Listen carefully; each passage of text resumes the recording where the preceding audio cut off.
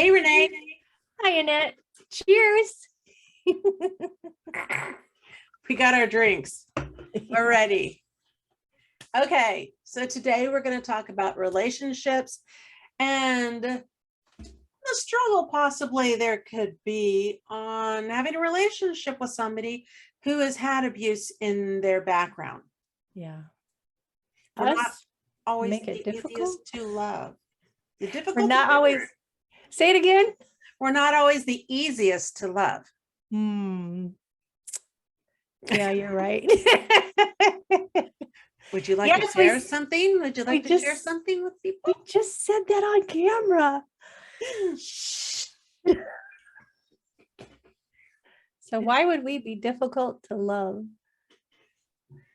Well, because our trust has been broken, and with many, it's been broken with their family or close family friends, not complete strangers. With complete strangers, yes, trust has been broken with the world being safe. With family, Right. it's a huge betrayal. True. And because of that, going forward in our relationships, we're kind of, let me get my water, kind of holding on to it tightly instead of, would you like a drink? Yeah. We're not doing that. Protection mode, big time. Don't want to get hurt again. It stinks. I agree. It stinks. I agree with that too. We protect, that stinks, and being abused, that stinks. And then how we respond, it usually stinks too. But we would like to have relationships with people. We'd like to have girlfriends and guy friends and all of that.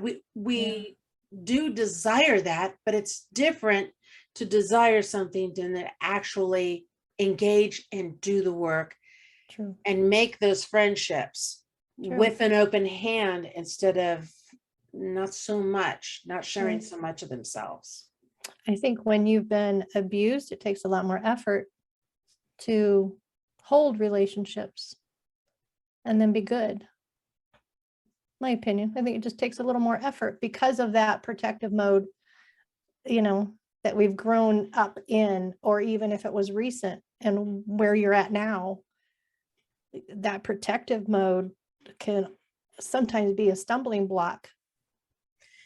It can be for you and them, but also for them towards you when they find that maybe you're going through, it seems like there are seasons that you're working through your abuse possibly, and you can have a season where you're going a little bit silent because you're processing, you're working things through, or a depression, or having high anxiety. This is hard for other people who are trying to love you, and yet you're having these issues pop up, even to the point where all of a sudden I reach out to you, Renee, to hug you, and you pull away. Well, for a lot of people, that would be very hurtful. Yeah. But for those who have been sexually abused, it's pretty common that you ask permission first before I reach out and hug you. True. And I could say it as smooth and nonchalantly as, is it okay if I hug you right now, Renee? Now, you're a hugger.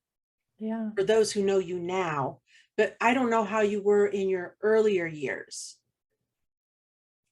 I was pretty withdrawn, pretty isolated, to the point of didn't want nobody even knowing what my size was. I was thin as a bean, so I was wearing double layers of clothes. I was hidden. I tried to just kind of hide myself and kind of was just that loner in groups. I only had a couple girlfriends, and even though those were sometimes difficult because we didn't always agree on things, but yeah, I was probably a little bit harder to love and harder to, what's the word? I wasn't the hugger that I am today. Bring the bus back around, Renee. Yeah. I'm not as affectionate as I am today. I wasn't as affectionate then as I am today. Got it. I'm a big time giver of hugs. I'm a big time receiver. You are as well, but I wasn't always that way, for sure. and you reach out more. I can't imagine you in your early days when you were struggling with so much and reaching out to others, asking them what's going on with you, or how are you doing, that type of thing. I know for myself, I did not reach out much because I could barely manage myself. Yeah. I did reach out. I was kind of told I was like Ann Landers back then, oh, we can come to you and talk about it. Well, that was a great way of avoiding my own stuff, Oh, so you used it to avoid. So I dealt with my stuff privately, but with friends and stuff, I'd rather be there and help them in their stuff than be with my stuff. At that time, I was protection mode still. Makes sense. It was easier to go that route. Plus, they would feel valued and listened to. It wouldn't be too long before they would realize you're not sharing anything on your side. Yeah. Yeah. True. Sometimes those who have been abused are hard to have a relationship with because they just need their space sometimes more than others. Or they need a listening ear like I said, when they can go through a season and they just need a listening ear. And sometimes the words are few, but they're just needing somebody with them. Not to fix it, just listening. My husband, I think I drive him nuts sometimes in the early years, and now he's used to it.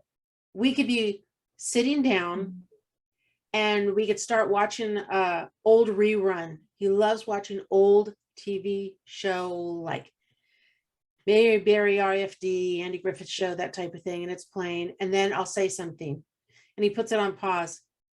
So did you mean this or that? This.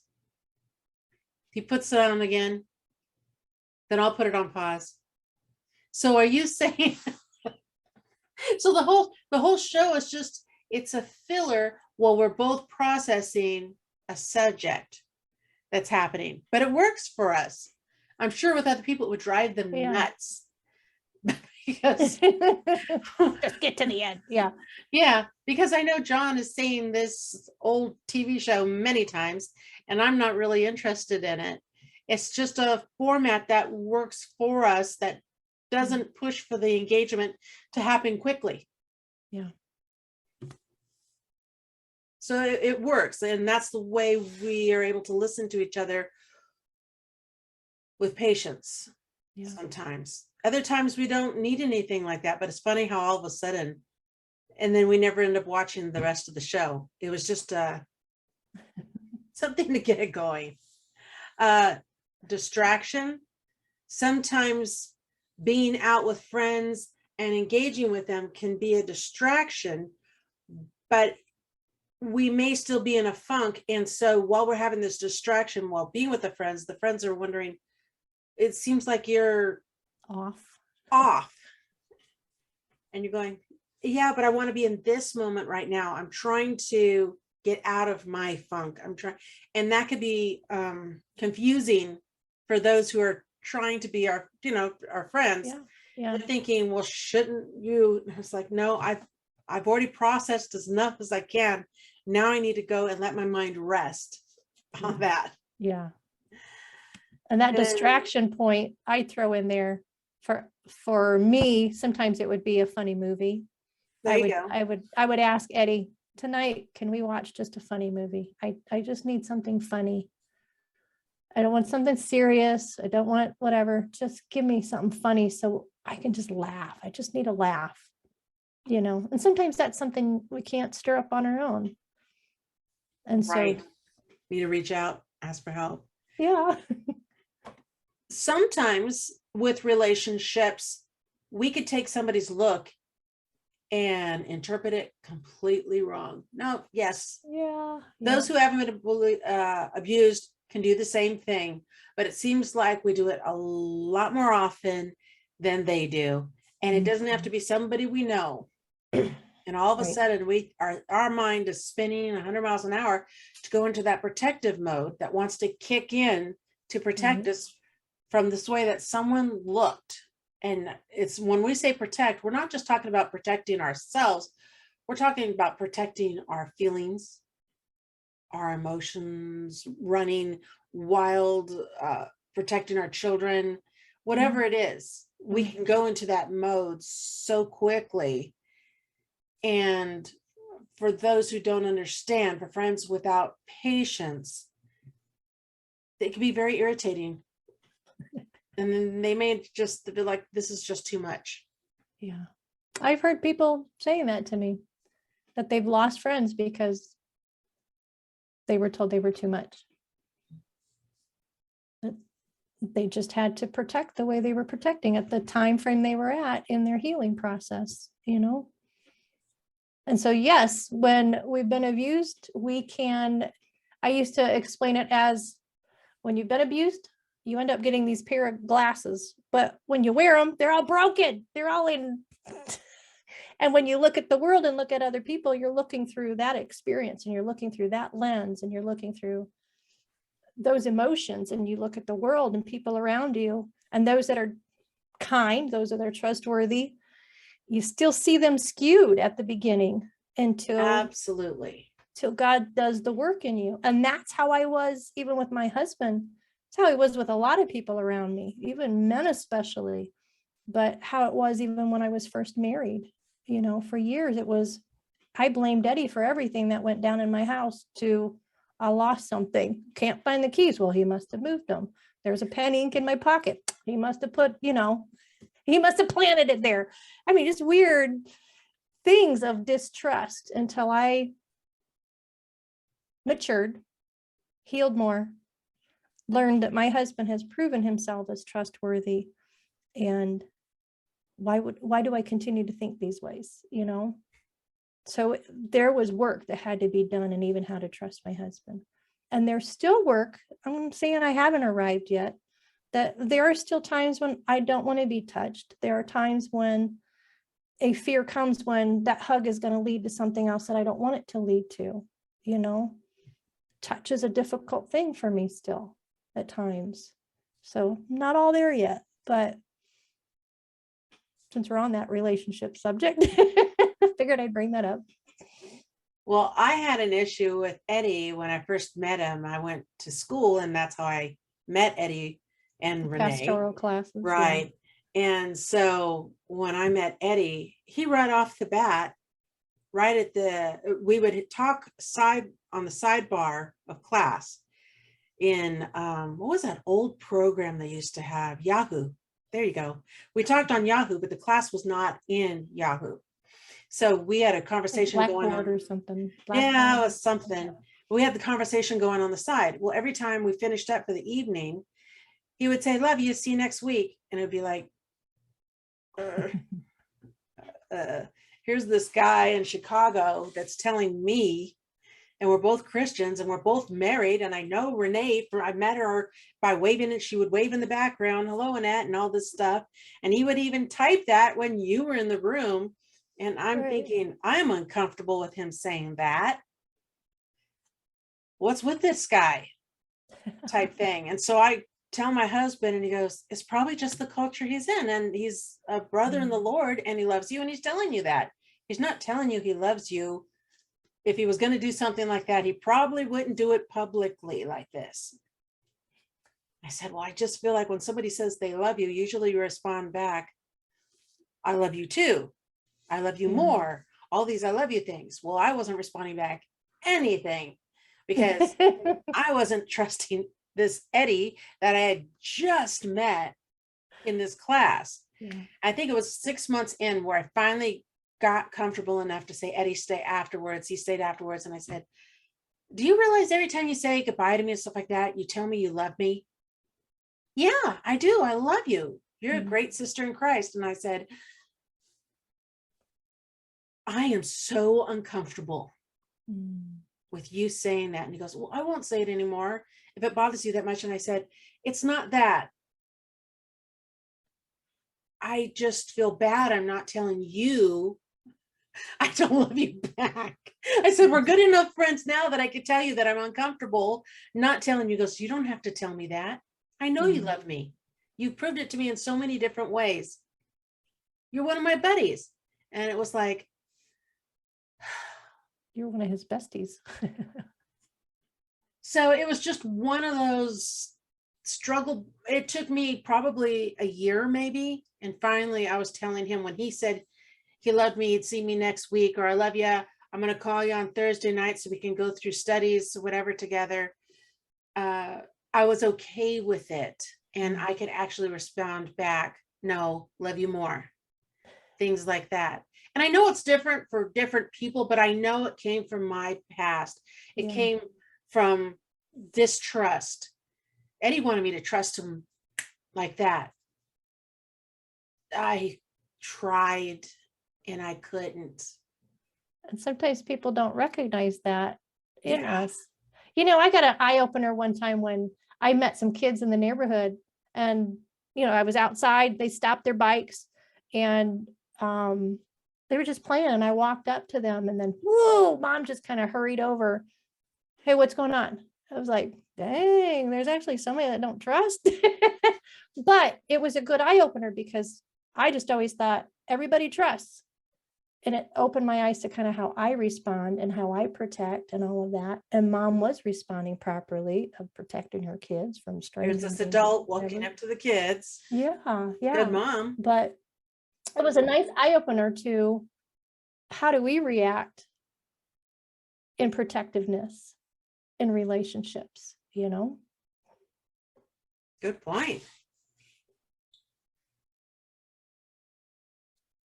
I don't know. Well, it's been a journey as we walk through, and God takes each part. Like I said, it took time to be able to build a trusting relationship with Eddie. And the trust came faster, but the words came slower, if that makes sense, to Yeah. respond back to him and use those words towards him. It took that kind of time with my husband as well. John was just instant, it seemed like, and I wasn't instantly friends with him the way he was instantly friends with me. Yeah. I just, God is good, and he's definitely brought us through a journey, but I could see where it's been tough for people to actually call us friends or get in a relationship with us over the years. Yeah. And so I encourage those who are trying to reach out and have friends and build those trusting relationships, keep going, keep trying. I got to tell you, some people are still not going to be good friends. You're going to have true ones and you're going to have ones, More acquaintances. acquaintances, but there still could be somebody out there that's going to hurt you, but that shouldn't burn the bridge for everybody, as well as for those who are trying to love on those who have been sexually abused in their life. Please be patient. When you have a moment and you could see that they're open for receiving, speak to them about, I don't know how to love you when you're like blank. That's huge. Can you please tell me what would be helpful during that time? And that person may not even realize they are blank, whatever that blank Correct. was. When I went through Isolated, silent modes, quiet, or- I didn't realize I was going through a silent time, and John would be the one who would bring it up. Mm. And I'm going, no, I'm talking. He goes, no, you're not. You're functioning, but you're not in conversations anymore. Not engaged. You're not talking unless you have to talk. You're going silent. And when you go silent, you try to, it eventually tries to head toward depression. And I love that John would bring that up to me so that this way I could start putting the gas on more towards, let's find out, Annette, what's going on in your heart that you're going silent. Let's process through this out. Let's talk with God. Let's get this going. Mm-hmm. That right there.